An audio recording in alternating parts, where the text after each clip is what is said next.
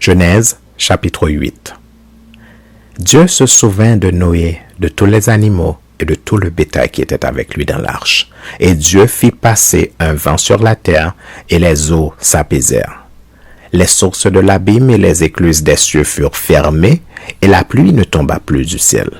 Les eaux se retirèrent de dessus la terre, s'en allant et s'éloignant, et les eaux diminuèrent au bout de 150 jours. Le 7e mois, le 17e jour du mois, l'arche s'arrêta sur les montagnes d'Ararat. Les eaux allèrent en diminuant jusqu'au 10e mois. Le 10e mois, le 1er jour du mois, apparurent les sommets des montagnes. Au bout de 40 jours, Noé ouvrit la fenêtre qu'il avait faite à l'arche. Il lâcha le corbeau qui sortit, partant et revenant jusqu'à ce que les eaux eussent séché sur la terre. Il lâcha aussi la colombe pour voir si les eaux avaient diminué à la surface de la terre.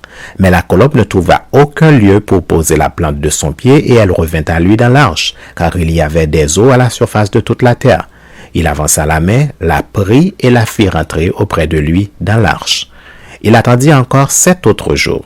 Et il lâcha de nouveau la colombe hors de l'arche. La colombe revint à lui sur le soir, et voici, une feuille d'olivier arrachée était dans son bec. Noé connut ainsi que les eaux avaient diminué sur la terre. Il attendit encore 7 autres jours, et il lâcha la colombe, mais elle ne revint plus à lui. L'an 601, le 1er mois, le 1er jour du mois, les eaux avaient séché sur la terre. Noé ôta la couverture de l'arche, il regarda, et voici la surface de la terre avait séché.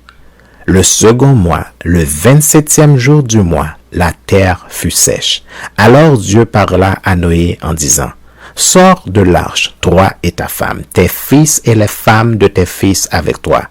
Fais sortir avec toi tous les animaux de toute chair qui sont avec toi, tant les oiseaux que le bétail et tous les reptiles qui rampent sur la terre, qu'ils se répandent sur la terre, qu'ils soient féconds et multiplient sur la terre. » Et Noé sortit avec ses fils, sa femme et les femmes de ses fils. Tous les animaux, tous les reptiles, tous les oiseaux, tous ceux qui se meuvent sur la terre selon leur espèce, sortirent de l'arche. Noé bâtit un autel à l'Éternel. Il prit de tous les bêtes pures et de tous les oiseaux purs, et il offrit des holocaustes sur l'autel. L'Éternel sentit une odeur agréable, et l'Éternel dit en son cœur, « Je ne maudirai plus la terre à cause de l'homme, parce que les pensées du cœur de l'homme sont mauvaises dès sa jeunesse, et je ne frapperai plus tout ce qui est vivant comme je l'ai fait. Tant que la terre subsistera, les semailles et la moisson, le froid et la chaleur, l'été et l'hiver, le jour et la nuit ne cesseront point. »